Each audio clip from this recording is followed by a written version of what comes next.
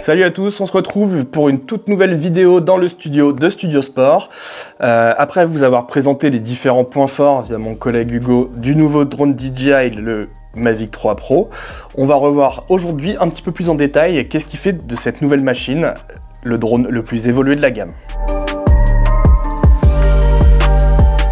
Qu'est-ce que le DJI Mavic 3 Pro en quelques points? Alors, on va retrouver déjà dans un premier temps le capteur Hasselblad 4 tiers qui a fait la marque de fabrique de cette gamme Mavic 3. Une nouvelle double télécaméra avec, je vous donnerai un peu plus d'infos sur les specs techniques de cette fameuse nouvelle caméra un petit peu plus tard dans la vidéo. Ce nouveau DJI Mavic 3 Pro est proposé en différentes versions, dont la version la plus évoluée qui est la Mavic 3 Pro Ciné, donc avec la possibilité justement d'enregistrer en Apple ProRes, chose très appréciée par les filmmakers.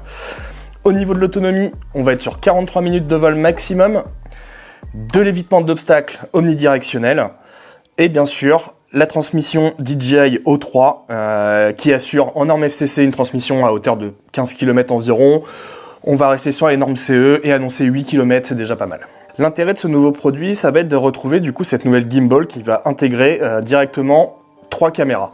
3 caméras, pourquoi? Pour des usages bien distincts, mais toujours dans la réflexion de créer les meilleures images possibles. On va retrouver donc la caméra Hasselblad CMOS 4 tiers, équivalent 24 mm, f2.8 à f11, donc ouverture variable, et la possibilité de prendre des photos jusqu'à 20 mégapixels. Jusqu'ici, rien de nouveau, on est vraiment sur les mêmes specs que la caméra présente sur le DJI Mavic 3 et le DJI Mavic 3 classique. Grande nouveauté pour ce DJI Mavic 3 Pro, ça va être du coup la présence d'un téléobjectif intermédiaire. Intermédiaire pourquoi? Donc ce téléobjectif est un équivalent 70 mm avec un zoom optique x3, une ouverture à 2.8, capacité de photo allant jusqu'à 48 millions de pixels, capacité d'enregistrement en vidéo en 4K 60 images par seconde. Pour la dernière optique, on va vraiment être sur ce qui était présent de base sur le DJI Mavic 3, donc à savoir un téléobjectif 1,1 sur 2 pouces, excusez-moi, CMOS, équivalent 166 mm, zoom optique x7, zoom hybride x28, f3,4 et 12 millions de pixels. Donc clairement moins intéressant on va dire d'un point de vue résolution et pour les créatifs ou autres, même si bon voilà, sur un drone de cette envergure, c'est presque du jamais vu. J'en parlais un petit peu plus tôt, donc on retrouve donc cette caméra Hasselblad 4 tiers propre à la gamme Mavic 3. La particularité de cette caméra, d'un point de vue format, c'est la possibilité de faire du RAW en 12 bits avec une plage dynamique native allant jusqu'à 12,8 stops.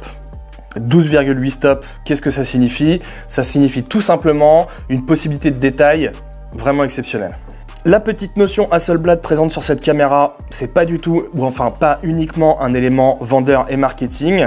On retrouve en fait dans cette caméra, du moins dans ce capteur, la technologie Hasselblad HNCS qui permet du coup d'avoir un rendu de couleur qui est vraiment au plus près de la véritable image vue avec nos propres yeux.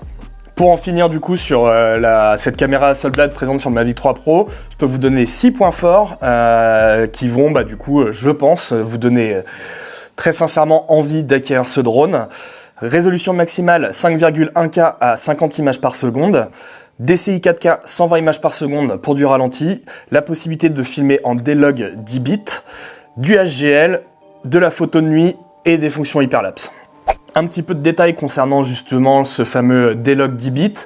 En quelques chiffres, c'est quoi?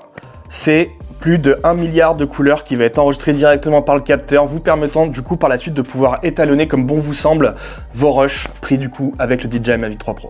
Petite parenthèse par rapport au format RAW en l'occurrence, pour les plus téméraires d'entre vous souhaitant du coup bénéficier de la version ciné de ce DJI Mavic 3 Pro, performance spectaculaire accrue, l'intégration directement d'un SSD de 1 Tera et du coup la possibilité d'enregistrer au format Apple ProRes 422 HQ, mais aussi ProRes 422 et 422 LT. Alors voilà, on en a fini donc avec la présentation du coup du capteur 4 tiers Hasselblad bien connu depuis quelques années maintenant. Aujourd'hui, place du coup à ce nouveau capteur, la télécaméra 70 mm présent du coup sur la gimbal du DJI Mavic 3 Pro. Particularité de cette caméra, ça va être de pouvoir venir faire sortir le sujet de la prise de vue. Faire sortir le sujet, qu'est-ce que c'est? En fait, cette télécaméra téléobjectif, excusez-moi, va du coup vous permettre de comprimer complètement l'arrière-plan pour faire ressortir des sujets et vraiment donner cette impression de profondeur en créant des translations. On fait du 4K 60, donc pour de la vidéo, rien de plus standard et normé qu'aujourd'hui. On va avoir aussi donc du D-Log M10 bits, la présence des fonctions HLG et bien sûr des fonctions hyperlapse. Concernant la dernière télécaméra 166 mm présente sur DJI Mavic 3 Pro, donc comme je vous l'expliquais, on était vraiment sur la caméra présente d'origine sur le DJI Mavic 3, avec ici la particularité de pouvoir regarder les enregistrements en 4K 60 images par seconde. Donc bien sûr vous avez un zoom optique x7, la présence du zoom hybride x28, mais du coup au risque de perdre énormément en termes de qualité. Après, pour des petites missions d'inspection, des choses comme ça, ou même d'aller imaginer un cadre, ça peut être vraiment super pratique, plutôt que d'aller, entre guillemets, cramer de la batterie à se déplacer. Fini les specs sur les caméras du DJI Mavic 3 Pro, on va parler un petit peu des autres features présentes sur ce nouveau produit de la firme DJI. Premier point, donc j'en ai parlé en tout début de vidéo, il va s'agir du temps de vol. Le temps de vol, aujourd'hui, ce petit drone va être capable d'avoir une autonomie pouvant atteindre les 43 minutes de vol, donc vraiment une autonomie étendue. Il va intégrer toute la technologie de capteur propre à DJI, donc avec vraiment de la détection d'obstacles omnidirectionnels, mais également la présence du système APAS 5.0. APAS 5.0, qu'est-ce que c'est? C'est son logiciel lui permettant en fait de pouvoir déterminer la route à prendre en cas de RTH ou en cas de vol pour éviter tous les différents obstacles, que ce soit dans une forêt un peu dense ou en agglomération, peu importe.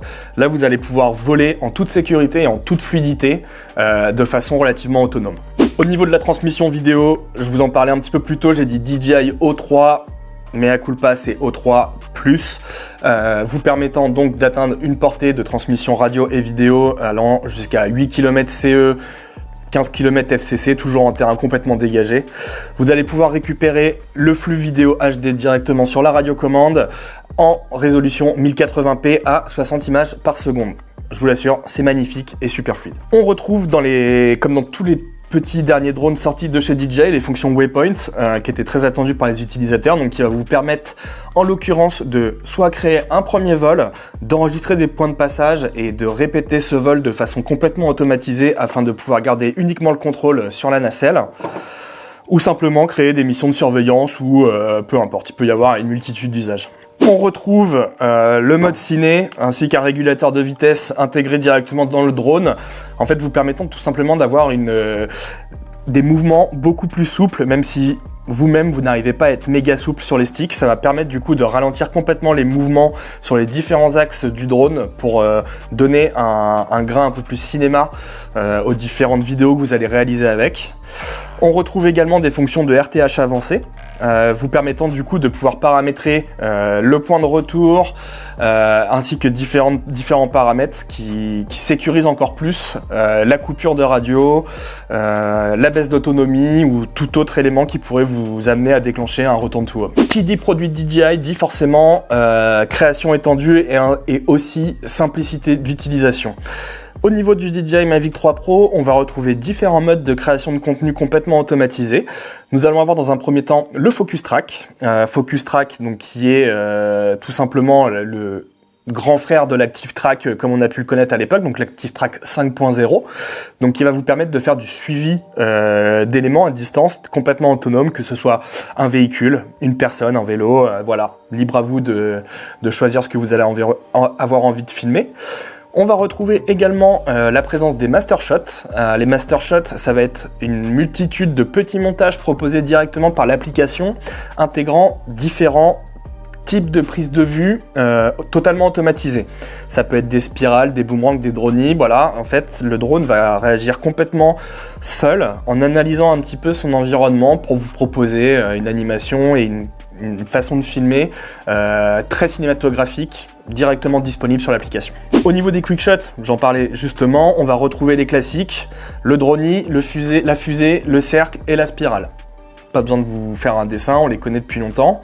On va retrouver le mode panorama pour la photo, avec donc la possibilité de faire des photos panoramiques sans perdre jusqu'à 100 millions de pixels, car il va venir prendre plusieurs images et les stitcher ensemble pour avoir une vraie image parfaite. Ça permet du coup de pouvoir faire des photos de type sphère, 180, voilà, là c'est vraiment plus pour le photographe. Quick Transfer, forcément, on en parle beaucoup depuis quelques générations de drones chez DJI. Vous allez avoir la possibilité du coup de télécharger directement sur votre smartphone via la radiocommande ou le drone, parce que là du coup l'intérêt c'est de se connecter au drone en Wi-Fi directement sur votre smartphone, pour venir du coup récupérer les images que vous venez de filmer qui sont stockées sur votre carte micro SD ou directement dans le stockage interne du drone. Pour pouvoir les éditer sur votre petit logiciel de montage préféré, type CapCut ou j'en passe. Nouvelle application pour du montage, vu qu'on en parle, Lightcut, partenariat avec DJI, donc disponible du coup sur iOS comme Android. Cette application du coup a la particularité de proposer en fait des templates directement pour les images DJI. Je vous laisse aller faire un tour, sincèrement ça vaut le détour. Le drone DJI Mavic 3 Pro que j'ai ici là juste sous mes mains en fait est la version donc dite Flymore Combo mais avec radio DJI RC Pro. Vous aurez la possibilité du coup d'acheter le drone avec sa version de base qui est la DJI RC classique. Ensuite avec du coup la version DJI RC Pro et le dernier bundle qui est systématiquement livré avec la DJI RC Pro. Il s'agit du DJI Mavic 3 Pro Ciné. À l'intérieur du sac, qu'est-ce qu'on va retrouver? Donc on va retrouver donc le drone, sa radiocommande, tous les éléments pour charger, le hub de charge, différentes batteries, donc ici 3. On va avoir aussi également de présent directement un pack de filtres proposé par DJI allant donc du ND8 au ND64. Donc la particularité de ces nouveaux filtres, c'est que comme ils sont parfaitement adaptés à la nouvelle caméra du DJI Mavic 3 Pro, regardez, c'est assez rigolo, mais forcément, il fallait 3 optiques. Qu'est-ce qu'on va avoir d'autre dans ce kit Flymore? Et bah c'est à peu près tout avec la valise, des hélices de rechange forcément comme à l'accoutumée.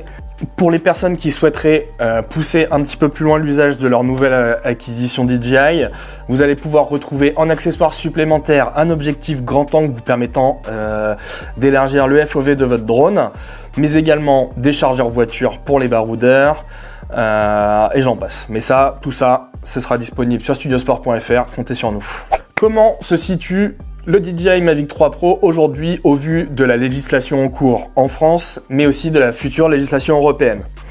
Je tenais à vous le montrer, le drone est déjà normé C2, comme vous pouvez le voir juste ici. Au niveau de son poids, le drone DJI Mavic 3 Pro atteint les 958 grammes en ordre d'usage. Donc aujourd'hui, il a le Remote ID.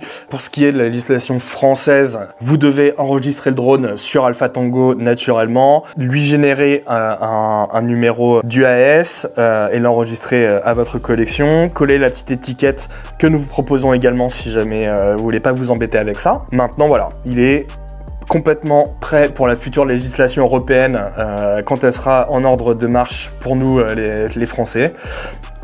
Mais voilà, donc d'ici là, moi je vous laisse, je vais aller tester ce nouveau drone et vous faire quelques images pour vous montrer un petit peu de quoi il est capable. J'espère que cette vidéo vous aura plu, on se retrouve très vite, à vous les studios.